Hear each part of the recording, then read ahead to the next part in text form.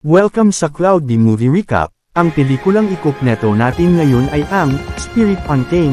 Halina't simulan na natin. Si Lucky ay sanggol pa lamang nang mawalan siya ng ina, na siyang pinakamahusay na rodeo performer sa buong mundo. Nangyari ito sa isang malungkot na araw nang sinubukan ng babae ang paborito niyang rodeo trip ngunit nawalan siya ng balanse at nasawi. Mula noon, nalungkot ng husto ang ama ni Lucky, si Jim, at iniwan niya si Lucky sa pangangalaga ng tiyahing si Cora at ng kanyang lolo. Sa kabila ng pagtira niya sa mga istrikto at sopistikadong nakatatanda, matapang pa rin si Lucky kagaya ng kanyang ina. Mahilig siyang makipaglaro sa mga hayop at madalas pakainin ang isang ligaw na ardilya para makuha ang pagkakaibigan nito. Tumakbo ang kanyang lolo bilang gobernador kaya't dapat iwasan ni Lucky ang anumang maaaring makasira sa reputasyon ng pamilya. Gayunpaman, pag-alis ni Cora sa silid, naglaro ulit si Lucky kasama ang ardilya. Bago pa man mapigilan ni Lucky, nakatakas ang ardilya patungo sa pasilyo at umabot sa bulwagan. Inihanda ito para sa paglulunsad ng kampanya ng kanyang lolo, ngunit bago pa madala roon ang mga bisita, nagulo ang buong bahay at tumalo ng ardilya sa matandang lalaki. Nakuna ng media ang lahat at naging tampok pa ang nakakahiya nilang litrato sa unang pahina ng pahayagan. Nawalan ng pasensya ang kanyang lolo at ipinadala si Lucky sa tren para doon muna sa buong bakasyon sa tag-init. Gusto sana ni Lucky na pumunta sa lake house ni Cora pero hindi iyon pinayagan dahil sa gulong idinulot ng bata noong huli silang naroon. Papunta sila sa Miradero, ang bayan kung saan nakatira ang ama ni Lucky, si Jim. Sobrang kinakabahan si Lucky dahil mahigit 10 taon na mula nang huli niya itong makita. Galit pa rin siya sa ama dahil iniwan siya nito. Ngunit ipinaliwanag ni Cora na hindi naging madali kay Jim ang lahat, nizalayan niya mismo ang pagkamatay ng kanyang asawa at nais niyang lumaki si Lucky sa maayos at mainit na tahanan. Iniwan muna siya ni Cora para kumuha ng tsaa habang nakatanaw si Lucky sa bintana, iniisip kung paano haharapin ang kanyang ama. Bigla niyang napansin ang mga kabayong tumatakbo kasunod ng tren. Isa sa mga ito ay isang Cougar Mustang na may makinang na gintong balat at maitim na harapo.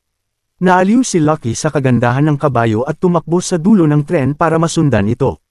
Sinubukan pa niyang abutin at hawakan ito ngunit pinigilan siya ng isang bastos na cowboy na nagngangalang Hendrik. Dumating si Cora at nagpasalamat kay Hendrik sa pagsadyap kay Lucky. Pagdating ng tren sa Miradero, nagsimulang hanapin ni Cora si Jim. Hindi ito sumando kaya nagtungo sila sa opisina niya. Pinayuhan ni Cora si Lucky na manatili ngunit pasaway ang bata. Nakakita siya ng rodeo ground at nagmadaling pumunta roon. Ang palabas ay sponsor ng Algranger's Choral. Nagsimula ang programa sa mga babaeng mahusay sumakay sa kabayo. Pinanood ni Lucky ang buong palabas ng may tuwa at pagkabighani. Ito ang una niyang rodeo mula nang mamatay ang kanyang ina. Isa sa mga biteranang mangangabayo ang kumilala kay Lucky dahil kahawig niya ang ina nito. Ibinigay pa nito kay Lucky ang sash ng kanyang ina at ikinwento kung gaano siya kagaling noon.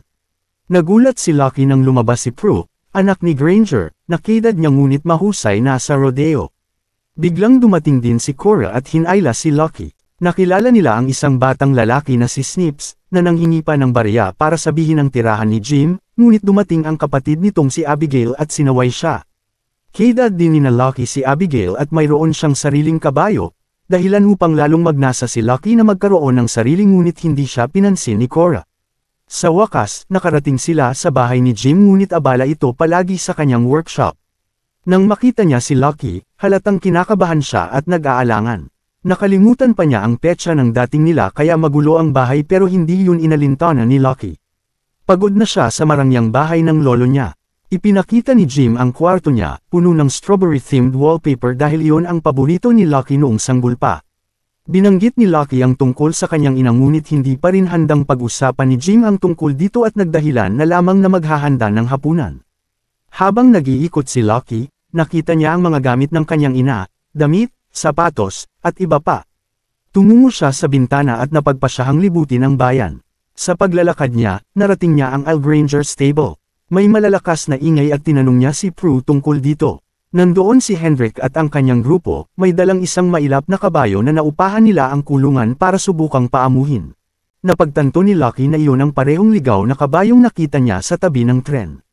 Masyadong marahas si Hendrik sa kabayo at tinali pa ito. Balak niyang ibenta ito sa work mill para kumita ng malaki, kaya hinayaan niyang magutom ang kabayo upang mas madali itong mapasunod kinabukasan. Nang makaalis si Hendrik, tinulungan ni Lucky na matanggal ang tali ng kabayo ngunit matagal pa bago ito magkakatiwala sa tao. Pinayuhan din ni Prue si Lucky na magsuot ng mas komportableng damit kung gusto talaga niyang matuto magkabayo. Bago umalis, hinangaan ni Lucky ang tapang ng kabayo at pinangalanan itong Spirit. Kinagabihan, naghapunan sila ni Jim at ikinwento niya ang nangyari sa bahay ng lolo niya. Sa gulat niya, hindi nagalit si Jim at natawa pa. Masaya silang nagbiruan at nagtawanan. Tinanong ni Jim kung ano ang mga natuklasan ni Lucky sa buong araw. Agad namang ikinwento ni Lucky ang tungkol kay Spirit at ang kagustuhan niyang maging kaibigan nito. Hindi natuwa si Jim at mahigpit na pinagbabawalan siyang lumapit sa kulungan ulit. Natatakot siyang mangyari kay Lucky ang sinapit ng kanyang ina. Nainal si Lucky at ipinaliwanag na aksidente lamang iyon, ngunit tumayo na ang desisyon ni Jim, hindi niya hahayaang sakyan ng sinuman sa mahal niya ang isang kabayo.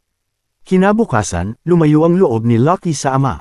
Mas pinili rin ni Jim na magtagal sa workshop para iwasang makipagtalo sa anak. Pinapante si Lucky ni Cora sa palengke para mamalengke ngunit tumakas siya patungong stable. Napansin ni Prue ang kagustuhan ni Lucky na maging malapit kay Spirit at pinayuhan siyang dahan-dahanin. Tila may masalimuot na nakaraan si Spirit at maaaring matagalan bago siya magtiwala. Ngunit dumating si Abigail at sinabing mas gusto ng kabayo ang mansanas. Umuwi si Lucky, kumuha ng maraming mansanas, at bumalik sa stable. Kinain ni Spirit ang mansanas pero mula sa malayo lamang. Nais sana siyang haplosan ni Lucky ngunit nananatiling mailap ang kabayo. Hindi siya sumuko at patuloy na nagdadala ng mansanas kahit bumabagyo. Sa huli, naawa si Spirit at kinain ang mansanas mula sa mismong kamay ni Lucky. Kinabukasan, naging mas masigla si Lucky. Nakikipag-usap na siya ulit sa ama at sabay silang kumakain sa agahan. Inasahan niyang makakasakay na siya sa kabayo kaya nagpalit siya ng mas angkop na damit. Sa pagdating sa stable, dahan-dahan siyang lumapit at sa wakas, nahaplos niya si Spirit. Comfortable na rin ang kabayo at pumapayag ng magkalapit sila. Sinubukan ni Lucky na sakyan si Spirit ngunit hindi pa ito handa. Dumating si Snips at inalok ang tulong na dapat raw painumin ng painumin ang kabayo bago sakyan mula sa likod. Sa kasamaang palad, nagulat ang kabayo at tumakbong palabas kasama si Lucky. Pilitan siyang pinakalma ni Lucky ngunit nagpanik ang kabayo at tumakbo patungong bangin. Nakita ni na Abigail at Prue ang nangyayari at sinakyan ang kanilang mga kabayo upang iligtas si Lucky. Samantala, nasalubong ni Snip si Jim at ikinwento ang nangyari. Nag-alala ng labis si Jim at agad tumakbo para hanapin ang anak. Nakarating na si Lucky sa kabundukan ngunit hindi tumitigil si Spirit. Naabutan sila ni Prue at Abigail at pinayuhan si Lucky na iunat ang mga braso upang mahayla nila siya. Nailigtas siya ngunit tumakbo si Spirit papunta sa kagubatan. Dumating si Jim at agad na sinuli ang kalagayan ng kanyang anak. Nagpapasalamat siyang buhay pa si Lucky, ngunit ang iniisip lamang ni Lucky ay kung gaano kaganda ang pakiramdam na makasakay sa kabayo. Ipinaliwanag niyang aksidente lang na nakalabas siya ng kulungan, ngunit hindi siya pinakinggan ni Jim at sinabi nitong tanggapin na ni Lucky na hindi kanya si Spirit.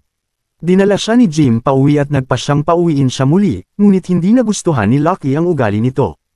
Una, iniwan siya ng ama noon, at ngayon naman, gusto nitong kontrolin ang buhay niya. Hindi malaman ni Jim ang isasagot. Sinisisi niya ang sarili sa pagkamatay ng kanyang asawa at ngayong nalalagay ang anak niya sa kaparehong panganib, mas lalo siyang natatakot. Pinayuhan siya ni Cora na bigyan si Lucky ng panahon. Habang nag-uusap sila, palihim na tumakas si Lucky at tumakbo papunta sa kagubatan. Naririnig niya ang malalakas na iyak ni Spirit na tila humihingi ng tulong. Kahit madilim ang gabi at maaaring may mababanggas na hayop sa paligid, nagpapatuloy si Lucky hanggang matagpuan niya si Spirit. Naroon din ang iba pang mga kabayo, mukhang pamilya niya ang mga ito. Mabuti na lang at nagdala si Lucky ng maraming mansanas para sa lahat. Ngunit nasira ang magandang tagpong ito nang dumating si Hendrik at ang kanyang grupo. Minaman-manan pala nila si Spirit upang mahuli pati ang buong pamilya nito. Pinilit ni Spirit na lumaban sa mga cowboy, ngunit masyado silang marami. Nahuli ang lahat ng kabayo at isinakay sa tren, maliban kay Spirit. Nalungkot si Lucky at pinagsisihan niyang hindi niya nailigtas ang mga ito. Gayunman, may tiwala pa rin si Spirit sa kanya. Hinayaan itong sakyan siya ni Lucky upang mailigtas ang kanyang pamilya, ngunit kakailanganin nila ng tulong.